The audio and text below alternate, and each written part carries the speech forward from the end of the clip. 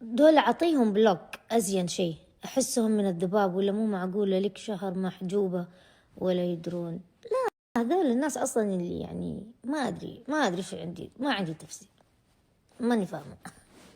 ترى في ناس ضحكين على آخرين، قالوا تيم حسابها تقفل، فهمت؟ عشان ما يبوا الناس يروحوا يشوفوا سالفة الفي بي ان. وناس كيف تكتشف انه مو مقفل؟ لما يسافروا يطلع لهم حسابي عادي، فهمتوا؟ المشكلة هذه مسوينها عن طريق الاتصالات. عشان كذا نفس الشخص اللي ما أطلع له هو في السعودية، لما يطلع برا أطلع له. تدرون الناس من دول الخليج يقولوا لي لما يروحوا السعودية أقوم أنا ما أطلع لهم، بس لما يرجع بلدهم والله شيء يضحك، قسما شيء يفشل، قسما شيء يفشل. شوفي تويتر مولع نار. واحد مبتعث جالس يمدح ويقارن الحياة، جودة الحياة في أمريكا والسعودية، كلهم هاجمين حسابات الذباب. يعني حتى ما يبغى الواحد يعبر عن رأيه، يا أخي هو حر. عموما حنزل لكم هذا ونعمل فقر نقرأ تعليقات الذباب، نشوف كيف طريقتهم يخونوا الناس. ويعني الحين هنا لو أحد يجي، أنتوا شفتوا عيالكم نفسهم لما يطقطقوا على الشرطة ولا ينتقدوا أمريكا ولا يقولوا أي شيء، ما يصير لهم شيء، ما حد يهجم عليهم. عمركم شفتوا أمريكا يجي يقول له اطلع من أمريكا، إجابك عندنا إذا أنت أمريكا ما عجبتك، ولا يتهجم عليه ولا بالقوة تمدحنا؟ لا. في النهاية هذا رأيه، الرأي بالأخير ما راح يقدم ولا يؤخر في حياة هذا الأمريكي أو في تطور الحياة في أمريكا. كذا هنا الناس تفكر. لكن جماعتنا لا، هذا الشيء معناته إنه حتبدأ المقارنات. الناس حيقول إحنا إيش ناقصنا، إحنا عندنا الخير وعندنا الأموال، ليش ما تتحسن أمورنا؟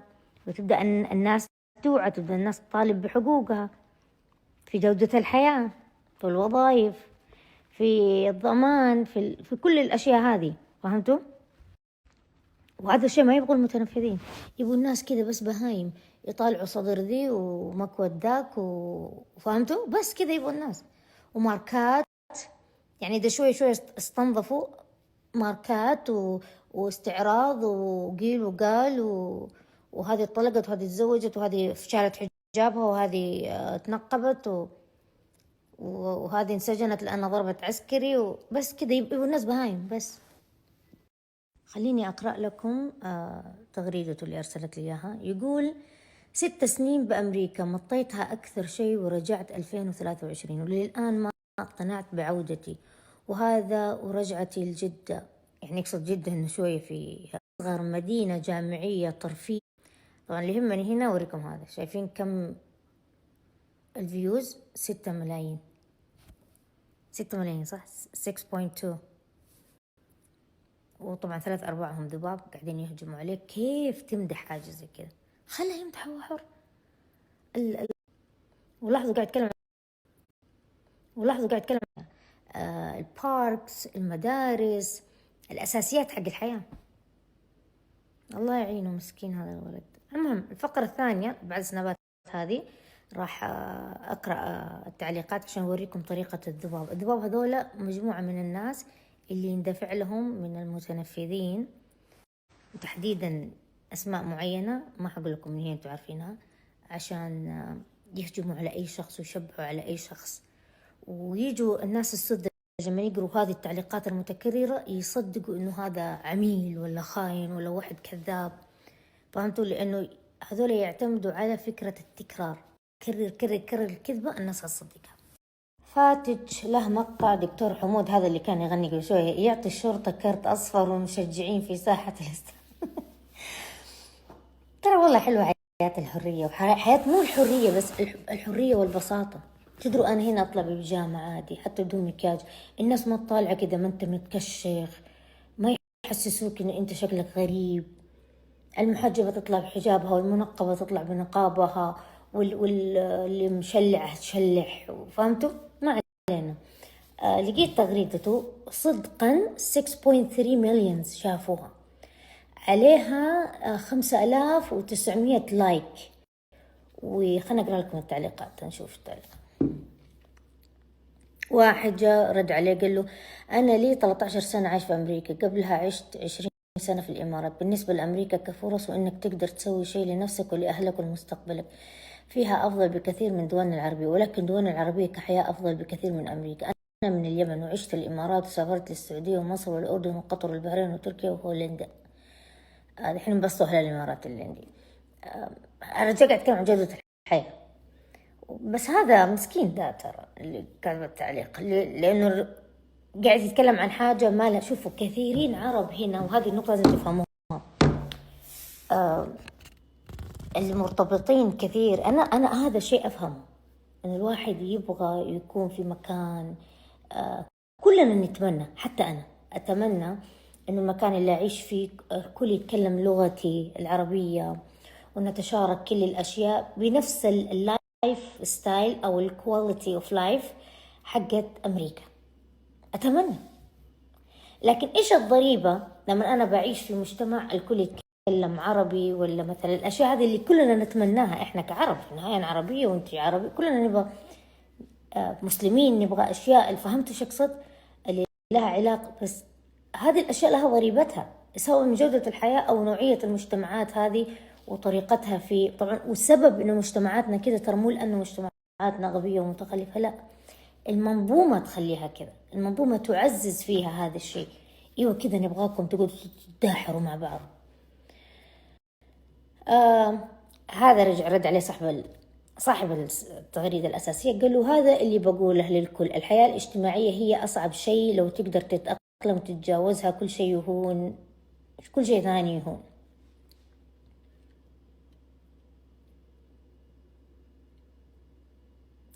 أنا هذا الكلام بالنسبة لي طبعا كل واحد فيكم عنده وجهة نظر مختلفة، متأكدة من النقطة هذه.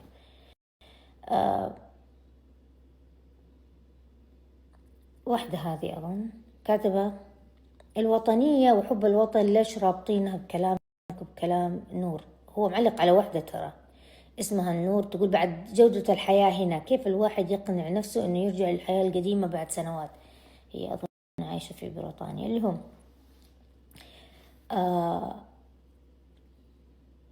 تقول فعلا الحياة هنا لها شكل معين مزعج للكثيرين، وأنا منهم. بالأماكن أذكر 20 سبب يخلي الحياة في دولة زي أمريكا وبريطانيا أفضل. أولها مثلا اللي قاعدين يسوونه معاكم، يبونكم تسكتون عشان الكلام ما عجبهم. مجتمع مليان عقد يبونك زيهم، هذا مو مجتمع، هذول ذباب وطنجية مدفوع لهم من أموال الناس عشان يتهجموا على الناس. المهم جاء واحد قال له يا رجل عشت في كندا لسنوات وأعرف الكثير يعيشون في أمريكا وأوروبا، والجميع متفق أن الخليج عموما السعودية خصوصا أفضل مكان تعيش فيه.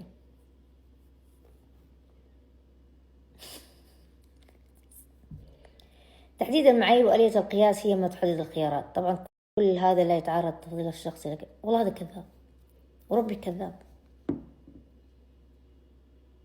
أنا أحب بلدي ومو قاعد أقول لك كلام هذا باب استنقاص في البلد، بس هذه الحقيقة. ليش تبغوا الناس تكذب؟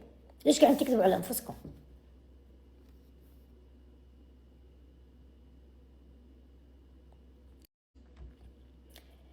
مميزاتها أكثر من عيوبها بكثير. بالنسبة لي كان عبين فقط، عبئين، الحياة الاجتماعية والأكل. الأكل تعلمت أطبخ، والحياة الاجتماعية كثر العرب والمسلمين والسعوديين، غير أصلا الأمريكان اجتماعيين لطيفين سهل تدخل فيهم. هذا صاحب التغريدة نفسه، فهمتوا؟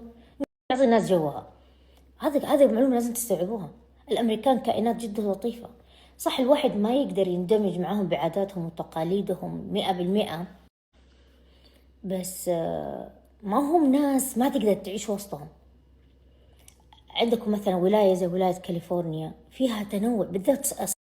تقول ذكرتيني بهندو في بداية شهرتها، إذا تذكرين كانت تصور الفواكه والأكل وتنبهر، واو شوفوا بالله شوف. تفشل كانت، وإلى الآن تفشل هي، يعني ما زالت يعني عندها هذا النوع من الصدمة والانبهار.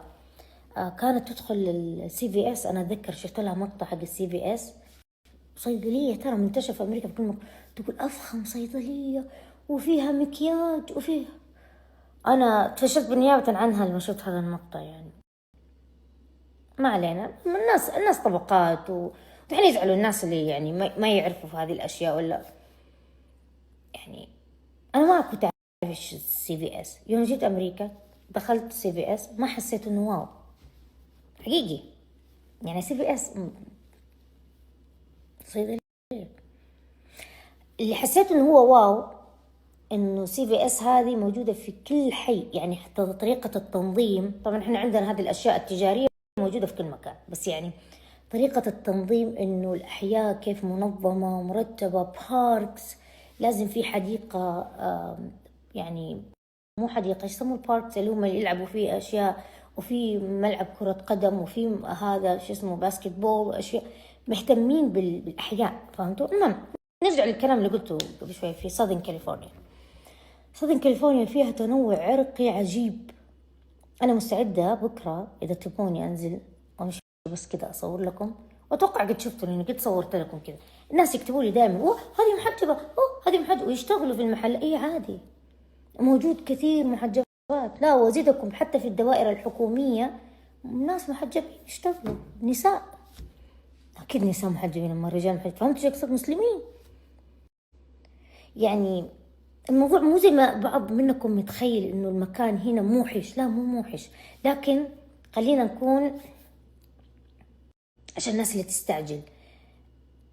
صعب على الناس بالذات الناس الاجتماعية اللي ما تعرف تعيش لوحدها إنها تيجي هنا وتعيش لوحدها. فهمتوا؟ يعني حلو إنه عائلة تيجي. يعني أنا أعرف في عائلة من منطقة معينة، ما حقول شو المنطقة، أتذكر من زمان كلمت والله إنها ذي كفو عليها هي وزوجها. قالت لي زوجها موظف وكل شيء، كلمها وقال لها نبى نهاجر. ليه ما ليه، وضع تمام. كان وضع أيامها ما في ذيك المشاكل، يعني أيام شهرتي زمان، أيام ما كنت أمومة وأمتين الطيوبة اللي ما تتكلم وتطلع المستخبي.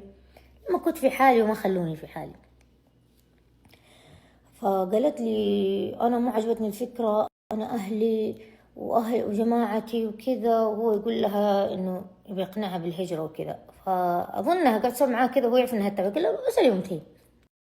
أمتيم هذه مو ساكنة بأمريكا ومهاجرة وقاعدة بأمريكا. أنا سألتني، جت سألتني، أظن قال لها سلمت. المهم أو هي جت سألتني، ما أتذكر، القصة قديمة. قلت لها شوفي الكلام اللي أنا قلت لكم إياه هنا، إذا أنت ما تقدري وكذا وارتباطك بالعائلة، لأن أنا أعرف ناس كذا متعلقين بارتباط فهمتوا علاقتهم كويسة بأهاليهم ومرتبطين مرة يعني.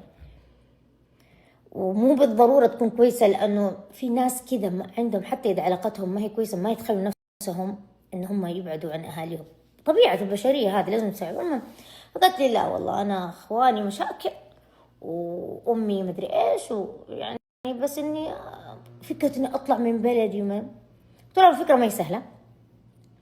أنا بالنسبة لي أمتى من القرار ما كان سهل. أنا قاعد 6 سنين أفكر في هذا القرار، 6 سنوات، 6 سنوات أقلبها، مع إني مقتنعة تماما إني بعيش في أمريكا. بس فكرة إنه أنا أهاجر هذه خطوة ما هي سهلة. أنا ما فكرت بس أجي هنا كذا أتمشى وأرجع، في فرق. المهم قعدت أقول لها فكري وكذا. المهم والله برافو على زوجها، راحوا وبعد فترة سألتها، أظني أضفتها عندي، تقولي مبسوطين. طبعا هي محجبة، تقولي مبسوطين وعيالي مبسوطين دخلوا مدارس وأحسن ما. طبعا زوجها إيش سوى؟ قدم استقالة من عمله، كان عنده مبلغ، أخذ المبلغ هذا وطلع. قلت لها إيش ترتيبه؟ قالت لي حيشوف شغل، يعني يسوي بزنس هناك في البلد الغربي، بلد أوروبي، ما راح يعني بلد عربي. وتوتة توتة خلصت الحتوتة. حلوة ولا منتوتة؟ خلينا بشوف لكم بعض تعليقات الوطنجية.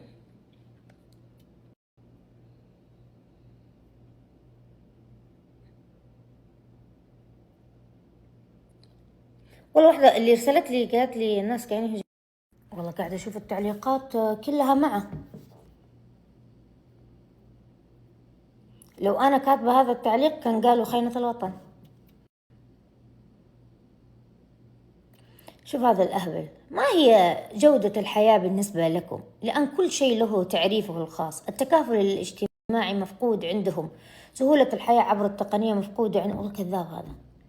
نظام المعيشة سهل عندنا والصعب عندهم، جودة الأكل والرقابة عندنا أفضل. هذا كذاب، هذا كذاب وغبي. هو يا كذاب يا غبي. لو حط صوته كمان. التكافل الاجتماعي والحياة الاجتماعية، والله أنا بجيني قصص البنات سعوديات، بس لأنه هذه الأنظمة الجديدة وصاروا عايشين لوحدهم، يعني ما في هذاك التسلط حق زمان. البنات أهاليهم ما يسألوا عنهم، ما يرفعوا عليهم سماعة. البنت تتبهدل تتمرمط تحتاج شيء من أهلها، شيء ما حد فيهم يطالع وجهها، ومو واحدة ولا اثنين ولا ثلاثة. صار التكافل الاجتماعي هذا تحت الصفر، إلا من رحم ربي طبعا. كذابين. المشكلة يتشدقون بأشياء، والأمن والأمان يتشدقون بأشياء خلاص أوريدي هي بدأت تنخفض. الأمن والأمان إني أنا أقدر أعبر عن رأيي وأقول الكلام اللي أبغاه، طبعا أنا ما تجاوزت على أحد ولا حرضت على أحد وما يصير لي شيء. مش يجيني أحد بس لأنه واصل ولا كلامي ما يتناسب مع مصالحه الشخصية يقوم يتكابل علي، يتكابل كذا كلمة علي هو والجحلة اللي عنده، ويسجنوني ولا يقمعوني ولا زي هذاك مسكين شو اسمه وليد، قصص وليد العنزي، يحكموا عليه يقفل القناة واللي قاعد شغال عليها سنين وباب رزقه. ليش؟ لأنه سعودي وعايش في السعودية. ليش؟ لأنه في فيديو مخالف. ليش؟ لأنهم بس كذا ما يبغوه يسترزق.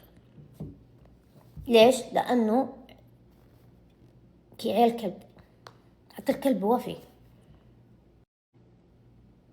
شوف الغامدي هذا الغبي. صديقي باكستاني كندي حصل على الإقامة الذهبية وفضل العيش هنا بعد أن تقدم بالعمر، فما بالك بالسعودي.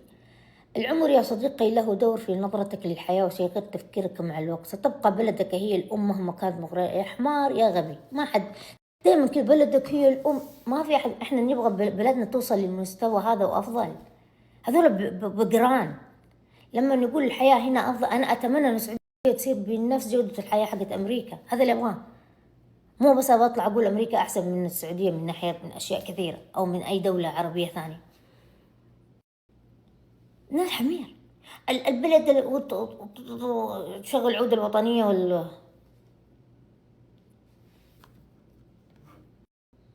إيش اللي يمنع إنه بلداننا تصير بجودة حياة البلدان الغربية بالمحافظة على الموروث الاجتماعي والديني إيش اللي يمنع؟ أنا أقول لكم إيش اللي يمنع. النظام ما يسمح، لأن المتنفذين والناس المسكين مناصب. هذا إيش طالع لي كود وما كود؟ إيش هذا؟ أنا ماني فاتحة محادثة. إيش هذا؟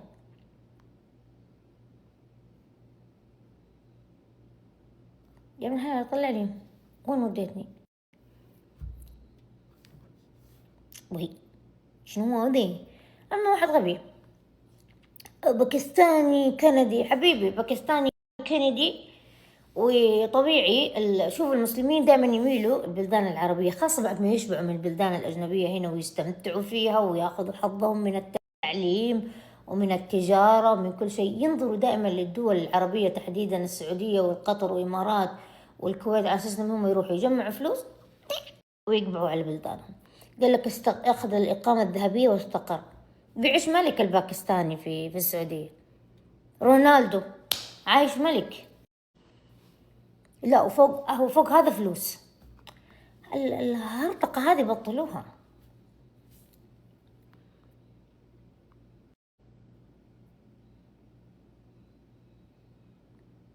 كلهم الحياة الاجتماعية الحياة الاجتماعية.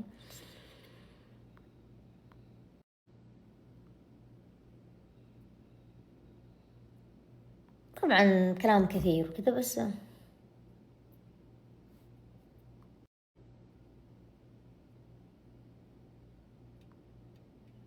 بس على الأقل في أخذ وعطاء. أنا ماني شايفة فيه هجوم، يعني صراحة ماني شايفة الهجوم وكذا. يمكن فيه وأنا مو طالع لي، ولا أنا عيني رايحة على التعليقات اللي ناس ساذجة. شوف وحدة حاطة مسوية نفسها يعني وطنية وكذا، هذه ذبابة. تقدر تقدم على الهجرة على موقع وزارة الخارجية الجرين كارد. سنويا يختارون حوالي 50,000 مهاجر يعيش 10 سنوات وتاخذ جرين كارد، لأن تعيش كم سنة ما تخرج من أمريكا عشان تقدر تاخذ الجنسية. الله شوف حسابها، حمارة والله حمارة.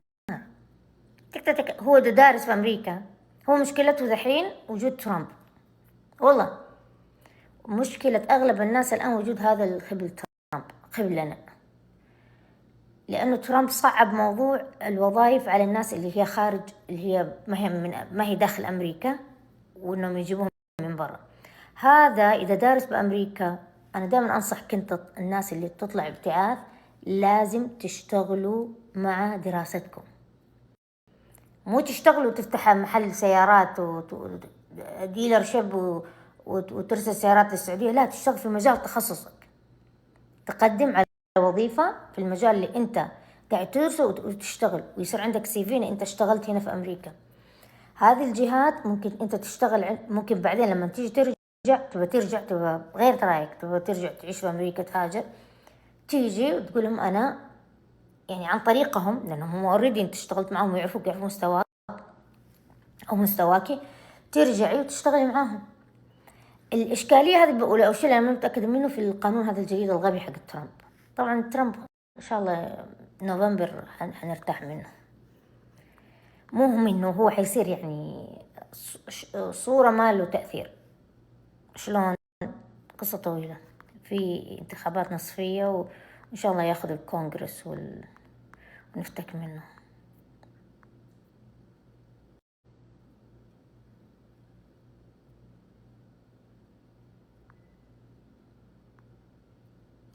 اسمع، وطنجية 6 سنين قضيتها تتنعم بخيرات وطنك هناك، المطلوب منك ترجع تنقل خبراتك وتساهم في تطوير بلدك. بس اللي صار لما رجعت تقول أبي طريقة للهجرة، فعلا أغلبكم مغلق منكر حسنه، طلع يطي ومطم يا خولة، اسمها خولة.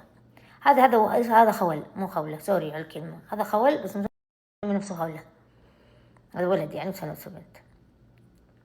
وطنجي ذبابي، تنقل خبراتك يا حبيبي، ترجع هذا تقعد بدون، دائما نحسس الواحد انه هو مقصر، ترجع ما تلاقي وظيفة، واذا لقيت وظيفة يقمعوك ويقعدوا ينتفوا ريشك، وما يبوك تطور ولا يبوك تتجرأ وتحسن، ولازم الفساد هذا تطاطيله وتقول لهم طيب.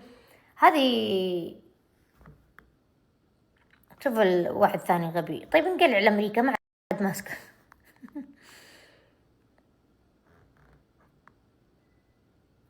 ياي انتبه على نفسيتك، وش ذي المياعة قرف، محسسني انك نون ومضطر تعيش هنا، تقلع عيش وما تبي، ما حد درى عنك، تبكبك هذا نسوان ما يسووها يا عديم الشخص، ايش في حر هو، لو دخل عنده تكتب له كذا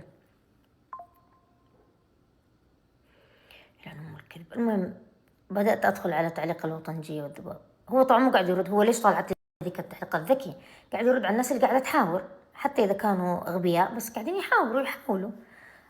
الوطنجية والذباب كلهم تحت يا حرام، منهارين.